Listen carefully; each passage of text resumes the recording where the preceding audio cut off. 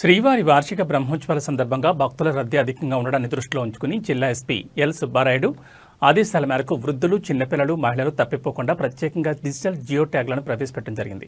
మొదటి రోజు 7 భక్తులను, రెండవ రోజున 8 మందిని జియో ట్యాగ్ ద్వారా గుర్తించి వారి కుటుంబ సభ్యులకు సురక్షితంగా అప్పగించారు. భక్తుల సౌకర్యం కోసం జియో ట్యాగ్ సదుపాయం తిరుమలలో మాత్రమే కాకుండా Tirupati railway station, RTC bus stand, TTD సత్రాలు మొదలైన ముఖ్య కేంద్రాల్లో కూడా అందుబాటులో ఉంచారు. ఈ సదుపాయంపై భక్తులు, యాత్రికులు సంతోషం వ్యక్తం చేస్తూ పోలీసు శాఖ సేవలను అభినందిస్తున్నారు. జిల్లా ఎస్పీ ఆధ్వర్యంలో తిరుమల, తిరుపతి ప్రాంతాల్లో క్రౌడ్ మేనేజ్మెంట్, ట్రాఫిక్ నియంత్రణ, భక్తుల భద్రత, తప్పిపోయిన వారిని గుర్తించి బంధువులకు చేరవేయడం వంటి పనుల్లో పోలీసు శాఖ ప్రత్యేక శ్రద్ధ తీసుకుంటోంది. భక్తుల భద్రత మా ప్రథమ కర్తవ్యం అన్న నినాదంతో పోలీసులు విశేష సేవలు అందిస్తున్నారు.